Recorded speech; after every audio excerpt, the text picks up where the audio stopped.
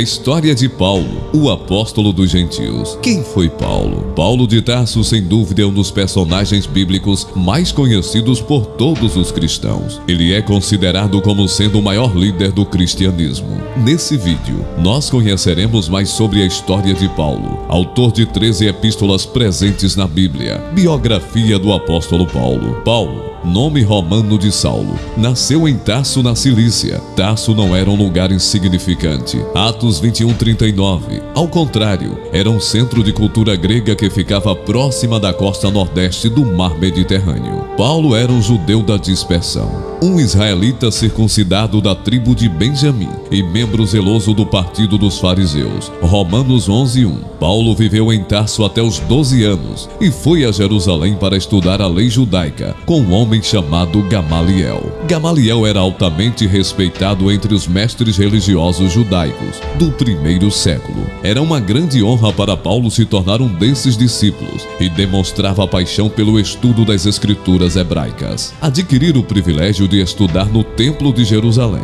com um mestre como Gamaliel representou uma forma de preparação significativa para o ministério que Deus tinha em mente para ele. O apóstolo Paulo possuía cidadania romana. Sobre isso, ele próprio afirma ser cidadão romano de nascimento.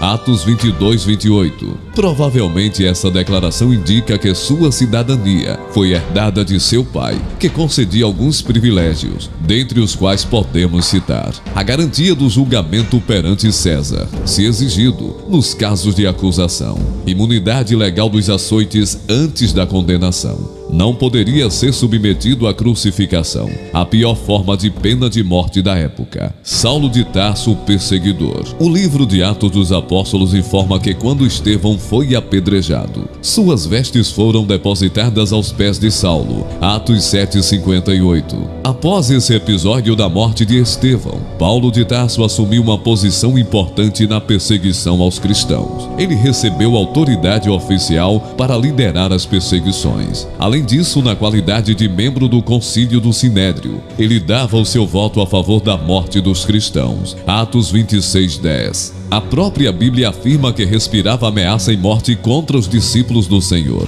Atos 9:1. Além de deflagrar a perseguição em Jerusalém, ele ainda solicitou cartas ao sumo sacerdote para as sinagogas em Damasco. Seu objetivo era levar preso para Jerusalém qualquer um que fosse seguidor de Cristo, tanto homem como mulher. Atos 9:2. Saulo perseguia e assolava a igreja de Deus. Gálatas 1:13. Ele fazia isso acreditando que estava servindo a Deus e preservando a pureza da lei. A conversão de Paulo de Tarso. As narrativas do livro de Atos e as novas do próprio apóstolo Paulo, em suas epístolas, sugerem uma súbita conversão. Entretanto, alguns intérpretes defendem que algumas experiências ao longo de sua vida devem tê-lo preparado previamente para aquele momento. O que se sabe realmente é que Paulo partiu furiosamente em direção a Damasco com o intuito de destruir a comunidade cristã daquela cidade. De repente, algo inesperado aconteceu. Algo que causou uma mudança radical, não só na vida dele, mas no curso da história. E indo no caminho, aconteceu que, chegando perto de Damasco, subitamente o cercou um resplendor de luz do céu. E caindo em terra, ouviu uma voz que lhe dizia: Saulo, Saulo, por que me persegues? E ele disse: Quem és, Senhor? E disse o Senhor: Eu sou Jesus a quem tu persegues. Duro é para ti se recalcitrar contra os aguilhões. E ele, tremendo e atônito, disse: Senhor, que queres que eu faça?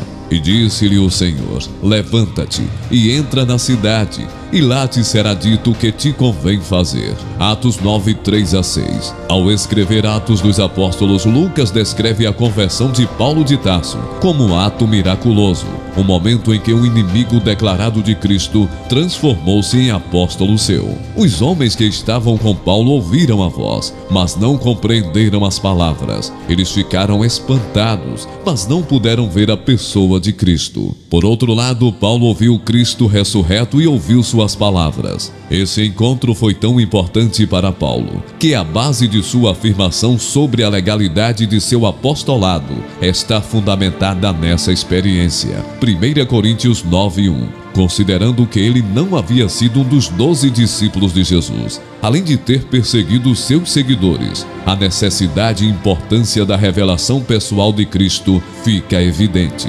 O primeiro aspecto da mudança na vida do apóstolo Paulo pode ser percebido quando, imediatamente, ele responde à voz de Cristo: Senhor, que queres que eu faça? Atos 9:6. Essa pergunta marcou o começo de seu novo relacionamento com Cristo. Gálatas 2:20. De perseguidor a pregador do Evangelho, a mudança radical que atingiu a vida do apóstolo Paulo fica notória na mensagem que ele começou a pregar na própria cidade de Damasco.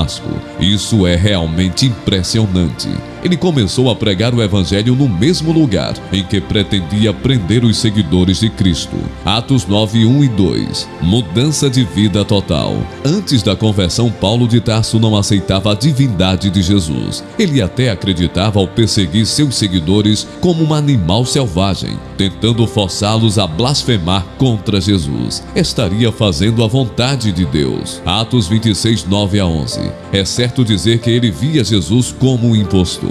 Após sua conversão, sua pregação não era outra senão anunciar que Jesus é o Filho de Deus. Atos 9:20. O Paulo rigoroso, ameaçador e violento de outrora, depois de convertido, passou a demonstrar ternura, sensibilidade e amor. Essas características ficam evidentes em suas obras. O início do ministério do apóstolo Paulo. Após o encontro que teve com Cristo, o apóstolo Paulo chegou em Damasco e recebeu a visita de Ananias. Foi Ananias quem o batizou e no nome de Jesus o curou de sua cegueira. Atos 9:17 e 18. Também foi ali, naquela mesma cidade, que Paulo começou sua obra evangelística. Não há informações detalhadas sobre os primeiros anos de seu ministério. O que se sabe é que o apóstolo pregou rapidamente em Damasco e depois foi passar um tempo na Arábia. Atos 9:20 a 22. A Bíblia não esclarece o que ele fez ali, nem mesmo qual lugar específico da Arábia em que ele ficou, apenas que fabricava tendas. Depois o apóstolo Paulo retornou a Damasco, onde sua pregação provocou uma oposição tão grande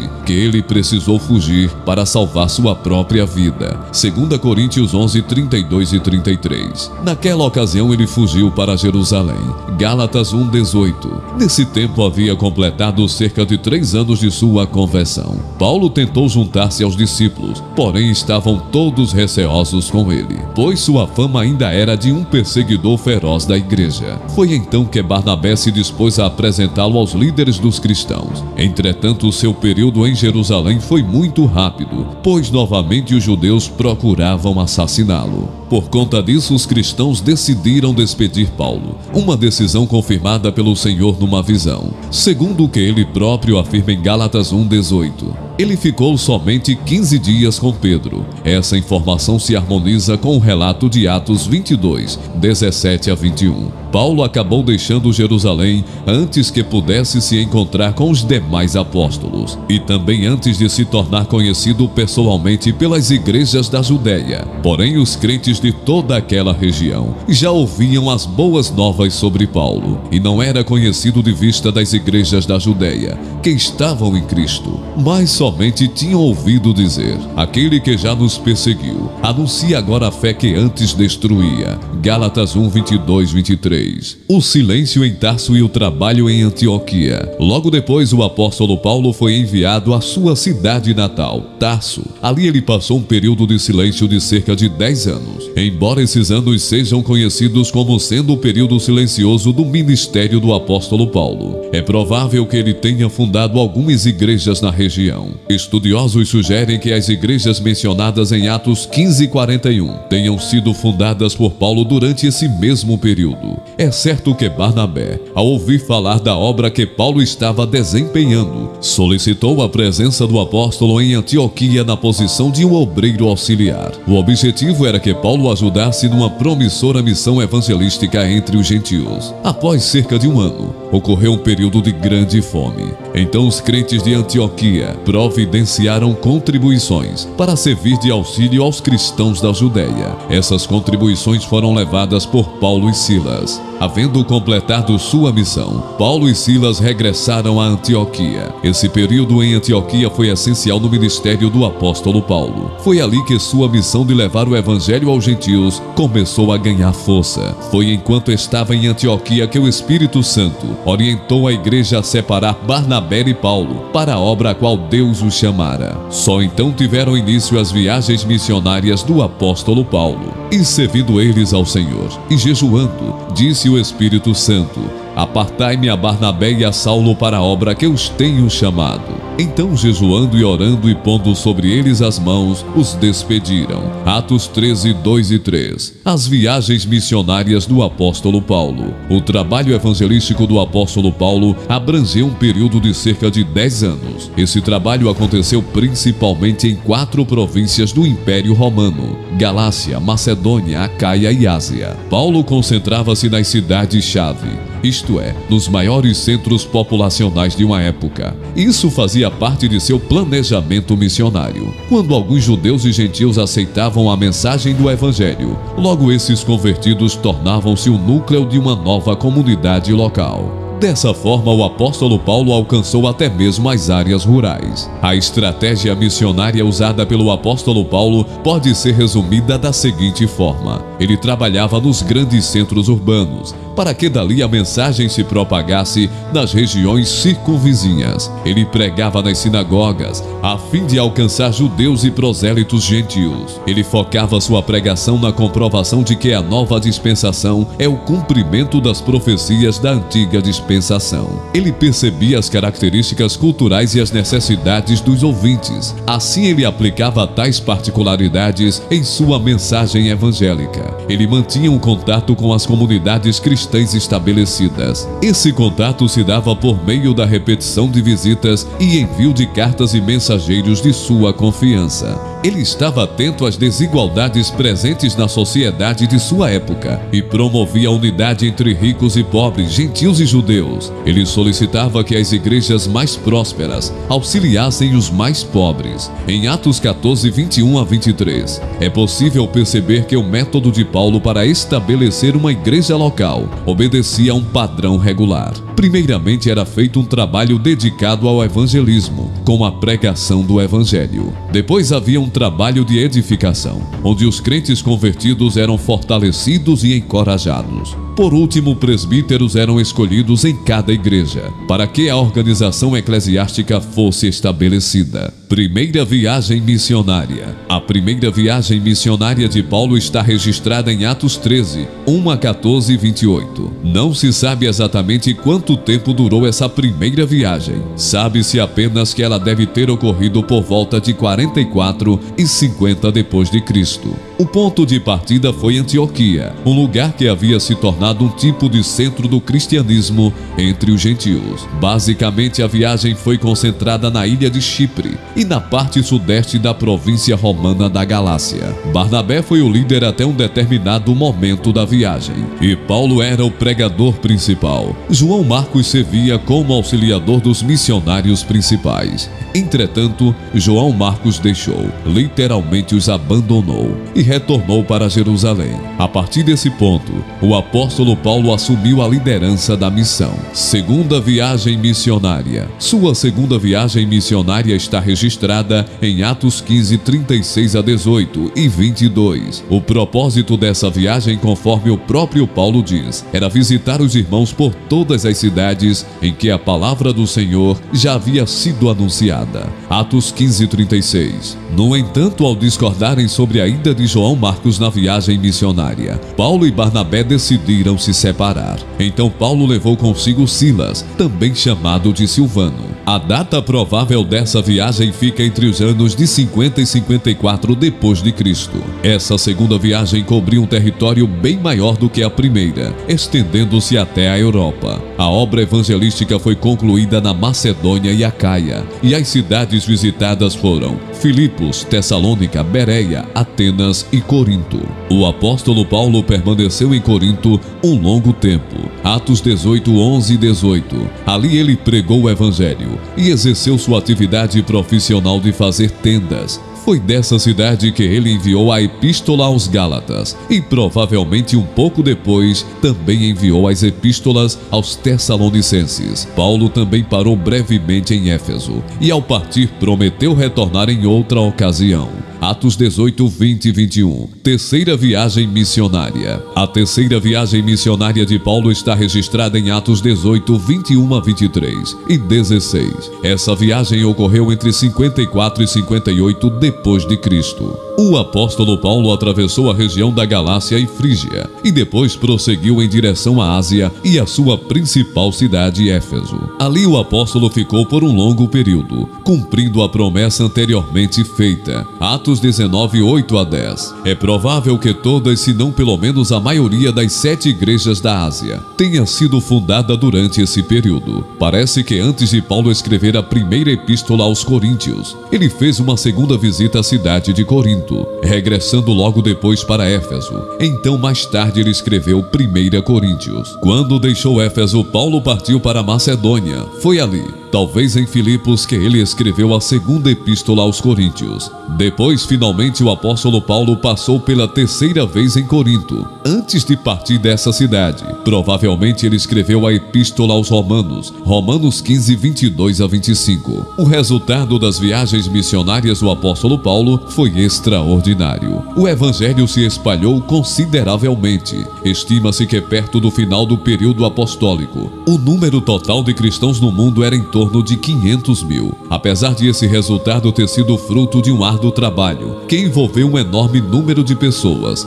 conhecidas e anônimas, o obreiro que mais se destacou nessa missão certamente foi o apóstolo Paulo. O debate de Paulo com Pedro. Em um determinado momento, devido ao crescente número de gentios na igreja, questões a respeito da lei e dos costumes judaicos surgiram entre os cristãos. Muitos cristãos judeus insistiam que os gentios deveriam observar a lei mosaica. Eles queriam que os crentes gentios se enquadrassem nos costumes judaicos, principalmente em relação à circuncisão. Para eles, só assim poderia haver igualdade na comunidade cristã. O apóstolo Paulo identificou esse movimento judaizante como uma ameaça à verdadeira natureza do evangelho da graça. Por isso, ele se posicionou claramente contra essa situação. Diante dessas circunstâncias, o apóstolo Paulo repreendeu Pedro publicamente. Gálatas 2,14. Pedro havia se separado de alguns crentes gentios, a fim de evitar problemas com certos cristãos judaizantes. Esse também foi o pano de fundo que levou o apóstolo Paulo a escrever uma epístola de advertência aos Gálatas.